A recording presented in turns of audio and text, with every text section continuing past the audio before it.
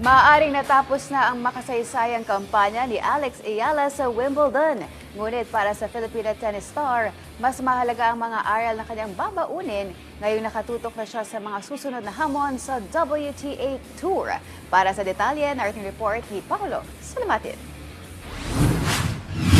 Sa kabila ng 3-set loss kay Italian netter Jasmine Paolini sa round of 16, sinabi ni Ayala na malaking bahagi ng kanyang journey bilang isang professional na makabangga ang mga pinakamahuhusay na manlalaro sa buong mundo. Inamin ng 21-year-old Pinay tennis star na may mga pagkakataong may desisyon siyang nais nang baguhin sa kanyang laro, ngunit para sa kanya, bahagi ito ng kanyang patuloy na aral sa kanyang professional tennis career.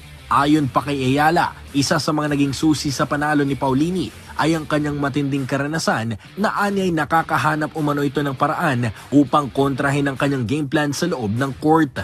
Bagamat hindi rin naging kasing epektibo ang kanyang mga naitalang serve kumpara sa mga nauna niyang mga laro sa torneo, hindi ito ginawang dahilan ng Pinay ukol sa kanyang pagkatalo. Sa halip, pinili niyang pagtuunan ng pansin ang mga positibong aspeto ng kanyang kampanya at suriin ang mga dapat pa niyang ayusin sa susunod pa na mga kompetisyon. Iginiit din ni Ayala na ang mga dikit na matches kontra sa mga world-class opponent ay madalas na pagpapasyahan sa maliliit na detalye at sa tamang pagdedesisyon sa mga kritikal na sandali ng mga laro. Pero sa kabila ng pagtatapos ng kanyang Wimbledon campaign, nananatili namang malaki ang tiwala ni Ayala sa direksyong tinatahak ng kanyang karera habang nakatutok na siya sa mga susunod na torneo at sa patuloy na pag-unlad bilang isa sa mga umuusbong na bituin ng WTA Tour. Paolo Salamatin para sa Atletang Pilipino, para sa Bayan.